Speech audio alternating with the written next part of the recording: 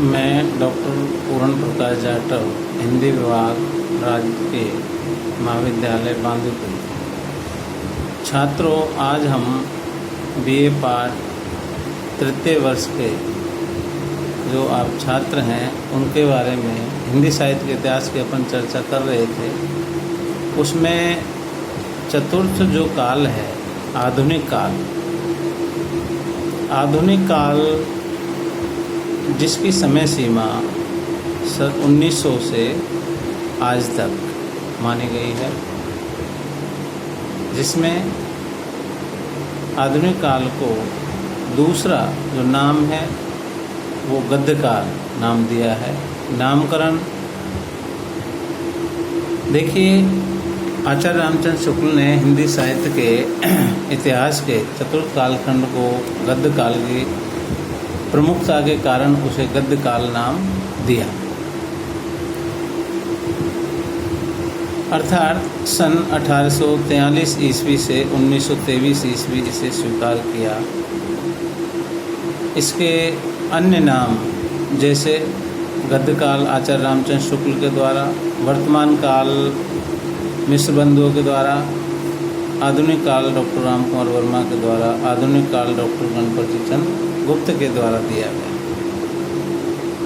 देखिए, आचार्य रामचंद्र शुक्ल ने इस काल का नाम गद्य काल इसलिए रखा क्योंकि इस काल में गद्य की प्रधानता परिलक्षित हो रही है।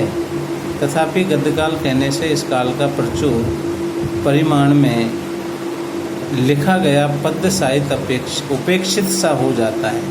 अतः इस काल को आधुनिक काल कहना अधिक उपयुक्त है, अधिक संगत है। इस नामकरण में गद्य और पद्य दोनों प्रवृत्तियों का समावेश तो हो ही जाता है, साथ ही यह नाम ये भी बताता है कि इस काल की प्रवृत्तियाँ पुरानी परंपरा से हटकर नवीन एवं आधुनिक हो गई हैं।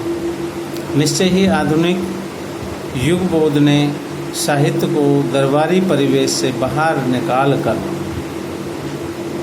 आधुनिक युगबोध ने साहित्य को दरबारी परिवेश से बाहर निकालकर जनजीवन के निकट ला सा दिया है। गद्य की अनेक विधाओं का विकास आधुनिक काल में ही हुआ। हिंदी गद्य का दूसरा जो प्रश्न है, हिंदी गद्य का उद्भव और विकास।